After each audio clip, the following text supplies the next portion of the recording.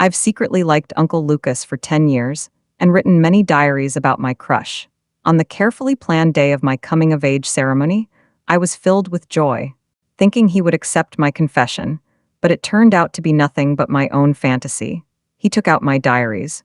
The usually gentle Lucas now looked at me with eyes as cold as ice. How could I have fallen for my own uncle, Emily? You're really sick. He was the one who sent me to a mental hospital for treatment. After 3 miscarriages, I became extremely vulnerable, unable to love anyone again, and willingly became his obedient younger colleague. When Lucas learned the truth, he completely broke down. His eyes read, pleading, Emily, I'm sorry, it was my fault. Please love me again. The day I was released from the mental hospital, my hands were shackled. Lucas stood at the hospital gate in a black trench coat, his posture tall and straight. Out of Lucas's sight, the director used his rough hands to touch my waist and threatened me in a harsh tone. Emily, once you're out, you know what you should and shouldn't say, right? Standing in front of Lucas, I dared not look up at him, trying to make myself less noticeable. Lucas's words echoed in my ears, Emily, I'm here to take you home. This year marks my 5th year in the mental hospital. Over the past 5 years, I have comforted myself with fantasies every day. As long as I hold on a little longer, Lucas will appear and rescue me. Pain surged toward me like a tidal wave, perhaps due to the prolonged medication. Memories from 5 years ago began to surface in my mind. On the day of my 18th birthday, my heart was filled with the dreams of a young girl, and I wanted to invite Lucas to dance with me for the first time. This song was the one I had specially chosen to confess my feelings. After spending so much time together, I had fallen for Lucas. He had always been kind to me, never refusing my requests, but suddenly his attitude changed. Lucas coldly pushed my hand away and pulled out a thick leather-bound notebook. He didn't notice my face growing pale as he flipped through the pages, reading aloud each embarrassing line. At that moment, I stood before him just as helplessly as I do now. Lucas spoke softly, his tone cold and uncomfortable, admitting that he had fallen for Uncle, which was truly distressing. Laughter filled the air, making my coming-of-age ceremony and my secret crush feel utterly embarrassing. Since I wasn't feeling well, I decided to focus on getting treatment. Lucas admitted me to a private psychiatric hospital. At first, I reflected on myself daily, thinking that maybe liking him was my fault. My ward was assigned to the darkest corner, surrounded by patients with more severe mental illnesses. Every midnight, the walls echoed with banging, noise, and cursing, making it almost unbearable. My hair began to fall out in clumps, and I had to take medication that made me drowsy. Sitting on the electric chair, my treatment time and intensity were 3 times that of other patients. In the treatment room, they grabbed me, pulled my hair, and forced me to kneel down, which felt extremely humiliating. When I left, my entire body was covered in bruises. Another evening came, and they once again covered my head with the food from my tray. I was so enraged that I rushed into the director's office and clung tightly to his legs. Looking at the kind-faced director, I said through tears, please, save me. I've been tortured by them for so long. I can't take it anymore. The director listened to my plea with a smile, then walked behind me and quietly locked the door. His hand reached between my legs, gently rubbing up and down, as if making a deal. I froze, my mind going blank at his words. I opened my eyes wide in terror and struggled desperately. The director no longer pretended. He dragged me to the bed, tore off his disguise, and slapped me twice across the face. Emily, do you still think you're some rich lady? Why are you acting so high and mighty here? My face felt burning hot, and I felt sick to my stomach. Tears streamed down my face as I croaked, if my uncle finds out, he won't let you off easily. Who knew? He just laughed even harder, completely ignoring my threat. The director panted as he leaned closer to me, speaking in a mysterious tone. Don't you know yet? Everything you're going through right now was all arranged by your uncle. Hearing his words, my heart seemed to stop for a moment. So they were all in cahoots. Even that faint hope was cruelly shattered by reality. Like a frozen fish lying on the bed, the painful words kept tormenting my body.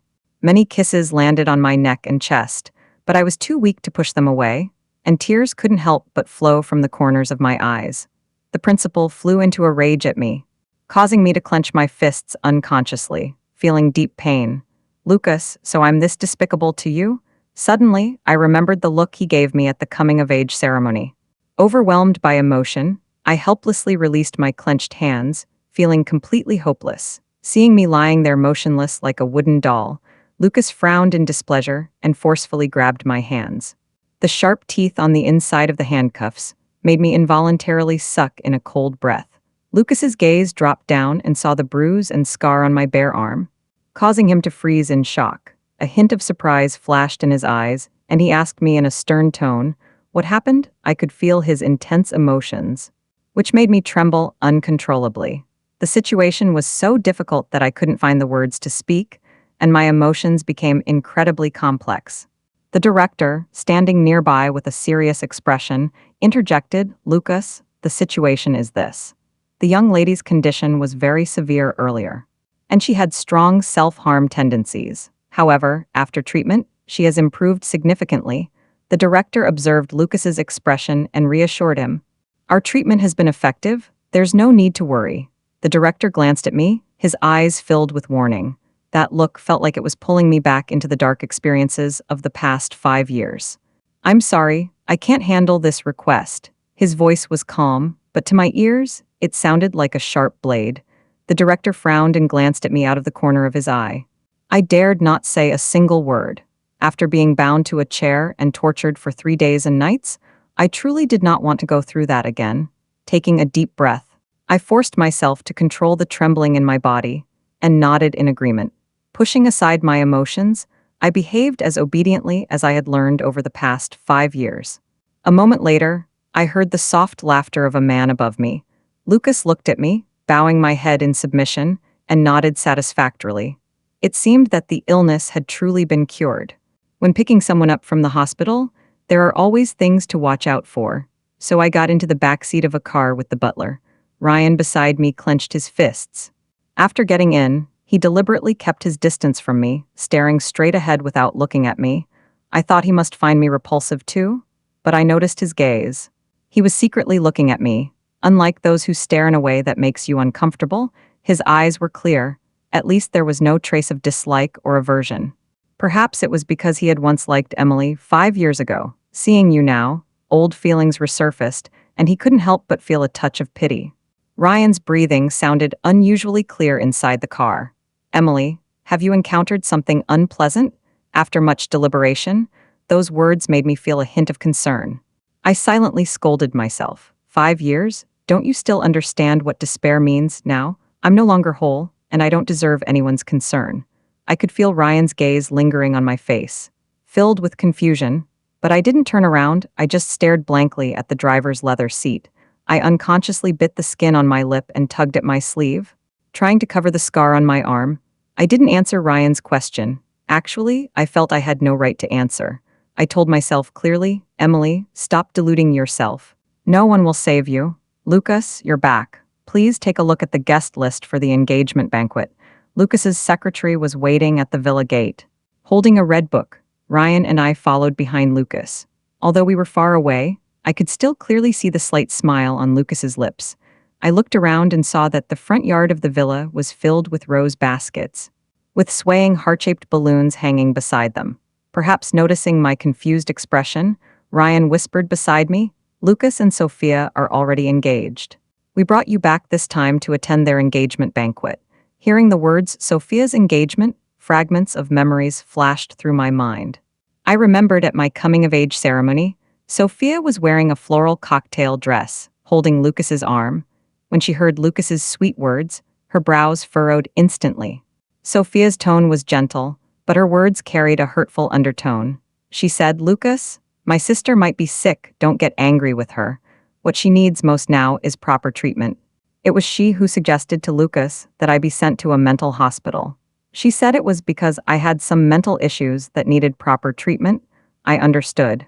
I could only nod. On the day of the engagement banquet, I saw Sophia again. She was dressed beautifully, wearing a pure white sheer gown that made her figure look especially alluring. Sophia stood beside Lucas, and the two looked very well matched. I was seated in a corner, coldly observing everything around me. Sophia noticed me, and a hint of displeasure flashed in her eyes. She walked over to toast me. The sound of her high heels tapping the ground behind me stopped. Then, a sharp pain shot through my waist, causing me intense discomfort, but I forced myself not to cry out. Emily, you're such a lucky person. I never thought you'd be able to get out of that place. Now you know that Lucas and I are engaged. If you're wise, you'll stop thinking about marrying Lucas. She let go of my waist, a smirk on her lips, her tone challenging. If you still don't listen, I'll have to send you back for more education. You know what they're capable of. Hearing the words learn the rules, my heart raced. A sudden wave of fear overwhelmed me, robbing me of my senses. An orphan brought back by Lucas actually dared to try to climb into Lucas's bed. Today, I'll make you understand what real discipline is. Their harsh words echoed in my ears. Today, I'll beat you until you know you're not so special. My left leg was broken, leaving me with lasting injuries. I slid off the chair and knelt at Sophia's feet. I cried and bowed my head to her, one after another, until my forehead was bleeding. I begged her, I don't want this anymore. I know I was wrong. Please don't send me back. The commotion in the corner caught everyone's attention. Many people saw the blood on the ground and couldn't help but gasp, but I seemed not to hear them. Lucas saw Sophia's distressed expression. His face darkened, and he hurried over, grabbing me and almost lifting me off the ground. My left leg twisted, and I nearly fell, but Lucas caught me. Emily, how long do you plan to keep this up? Seeing Sophia's tearful expression, Lucas thought I was intentionally ruining the engagement party.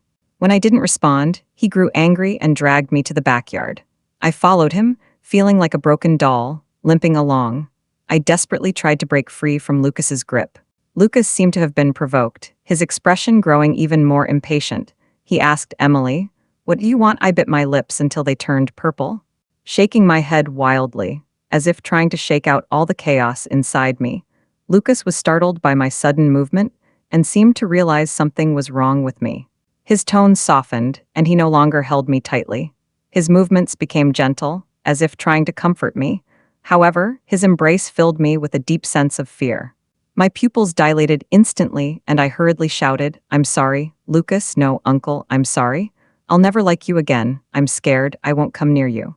Don't hit me. Please don't send me back. I'll apologize to you. I'm really sorry. Hearing my words, Lucas's expression grew grim. He took a deep breath and said, Emily, don't be afraid. I promised I'd always protect you. I had heard Lucas say those words many times before. My parents died when I was too young to remember. Now I'm a child raised in an orphanage. Like the other children, I've always hoped for a new family. So every night when no one was around, I would quietly make a wish. Dad and Mom, please let me meet kind-hearted people who will adopt me. I want a home. Maybe I whispered too softly, because why else would all my friends leave and only I stay here? At 8 years old, I was already an age that no one wanted. Emily, you must understand. No one will adopt someone like you. The younger boys would throw small stones at me and mock me. I could only curl up into a ball, wondering what kind of person I was. In the end, I came to a conclusion. I must be a child unworthy of love. When I was 12, Lucas appeared and saved me. I was being mocked, a child trapped in a corner, covered in wounds. They pulled my hair and smeared sand on my face without mercy. What are you doing? Lucas saw how the children were treating me, furrowed his brows, and chased them away. Then he took my hand and led me out of the orphanage. Lucas told me he was my father's friend and had been searching for me ever since he heard about my father's death. After completing the formalities, he immediately took me to the hospital. The doctor carefully cleaned the dirt off my face and tremblingly rolled up my clothes. When he saw the wounds on my body that had accumulated over the years, his eyes turned red. He gently hugged me, my body wrapped in bandages. Emily, don't be afraid from now on, I'll protect you. This was Lucas' promise to me.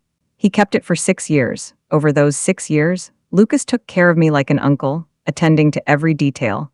My classmates all knew I had a special uncle. I was deeply captivated by Lucas's tenderness and gradually fell in love with him. He never refused me when I approached him, making me feel like the lucky one who was specially favored. I never expected that after my 18th birthday, he would become the biggest shadow in my life. Seeing my dazed expression, Lucas unconsciously gripped my shoulders tightly. It hurt. Lucas's eyes flashed with tension as he whispered, Emily, what's wrong? Tell me the truth. What happened? He added awkwardly. If you really feel wronged, I'll speak up for you. I couldn't cry anymore. My eyes were dry and swollen. Lucas' words reignited a faint glimmer of hope in my heart. Lucas didn't think I was acting at first. Does that mean he still cares about me deep down? I decided to tell him everything that had happened over the past 5 years. Uncle, what I went through in the mental hospital over the past 5 years wasn't treatment at all. It was abuse. They deliberately tied me to an electric chair, put me in a straitjacket, and tortured me. I would pass out and wake up again, only to be tortured until my body convulsed uncontrollably. The scars on my arms weren't self-inflicted. They were caused by them when they were angry and hurt me. I poured out everything that had been bottled up inside me. Lucas looked confused, probably because what I said shocked him. He stared at me blankly, as if trying to confirm whether I was telling the truth. Why did it take so long? Lucas, what happened? I wanted to continue, but Sophia suddenly appeared and stopped me. Emily said she was abused in the mental hospital. What, that's impossible? You spent over 1.2 million just on medical expenses when you sent Emily to the hospital. Sophia looked like a gentle flower, her face showing a look of understanding. I finally realized that Emily's condition might be so severe that she had confused treatment with torture. I heard that mental issues can sometimes cause people to have illusions completely opposite to reality, such as hallucinations. Could it be that Emily's condition hasn't improved but has instead worsened, so she's intentionally saying these things to you? Lucas looked a bit confused, but his expression seemed to relax a bit. He let go of me and gave his final notice. After I marry Sophia, I'll send you back for treatment. Lucas no longer cared about me and carried Sophia back to the banquet hall. As he left, Sophia's eyes were filled with triumph. All my hopes vanished, and I no longer wished for anyone to save me. I couldn't go back to that mental hospital. The only one who can help me is myself. I clenched my fists, trying to calm myself down. No one would pay attention to a crazy person. I quietly left the engagement party. When I pushed open the door, Ryan's face was filled with surprise at my arrival. He looked me over, seemingly unsure of what I was trying to say. Ryan tried to contact Lucas, but for some reason put his phone down. Emily, what did you need to talk to me about? Seeing Ryan's curious expression, I smiled lightly. My hands didn't stop as I began to take off my clothes. Ryan froze for a moment, his face turning red as he quickly grabbed my moving hands. Emily, what do you mean by this? I broke free, took off my jacket, and revealed the scars on my arms and neck. The burn marks, resembling winding snakes, covered my arms and extended to my back. Purple-red whip marks and bruises from fingerprints were countless. Ryan's eyelids twitched suddenly, and his eyes filled with deep sorrow. He held my trembling hands and helped me put my jacket back on, covering those scars that were too painful to look at. I leaned helplessly against the wall and pleaded with him. Ryan, I've suffered so much over the past 5 years. I really hope you can help me. I don't want to go back to that life. Please, I can't go on like this anymore. Ryan promised to help me arrange everything. Today was the day I planned to escape. A few days earlier, I returned to Lucas's bedroom and found the notebook where I had recorded my feelings for him. As if venting my emotions, I tore the pages one by one. Then I lit a fire and watched it turn to ashes. There wasn't much to pack anyway. I'm an orphan.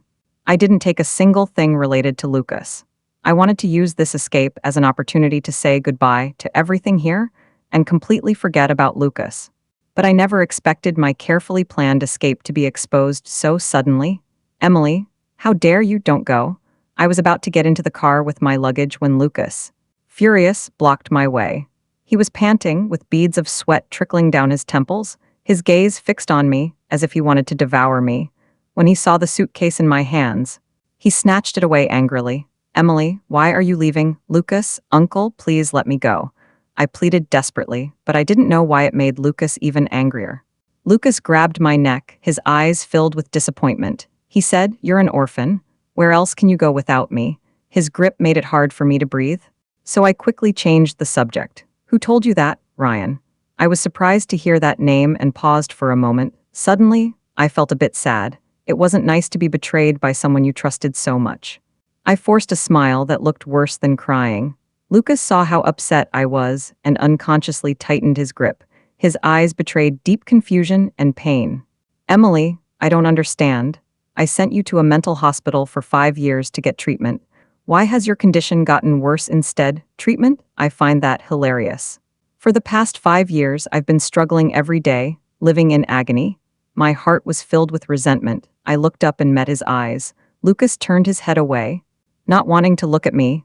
"Lucas, you like me too, don't you?" I asked. He looked at me in disbelief, furrowing his brows and asking, "What did you say?" I said, "You actually like me too, but you're too afraid to admit it because of what others think." Before I could finish, Lucas interrupted me urgently. "How could that be?"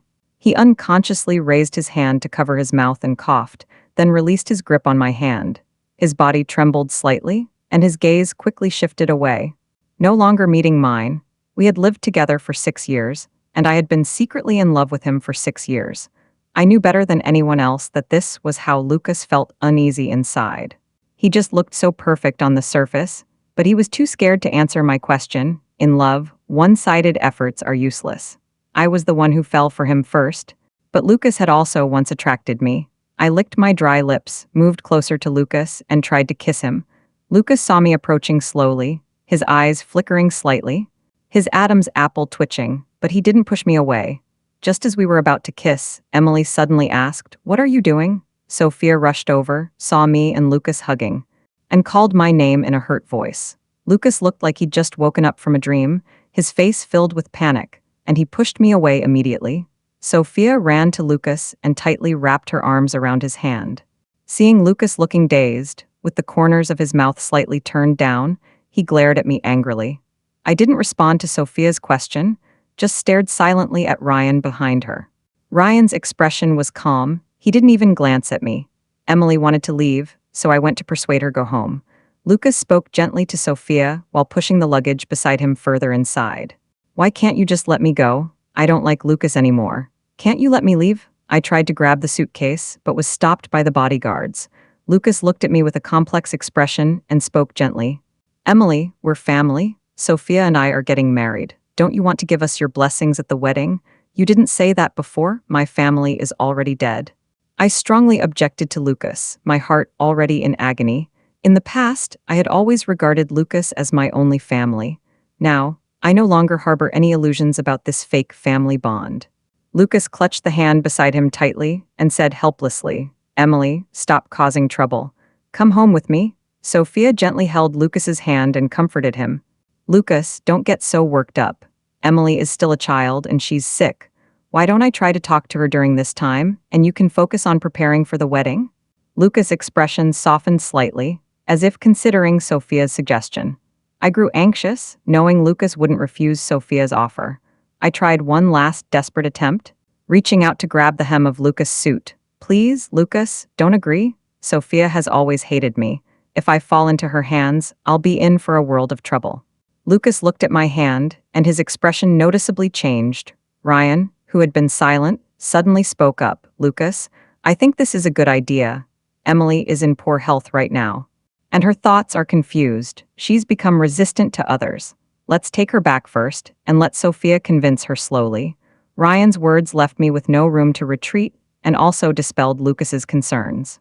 Lucas nodded nervously and handed me over to Sophia and Ryan.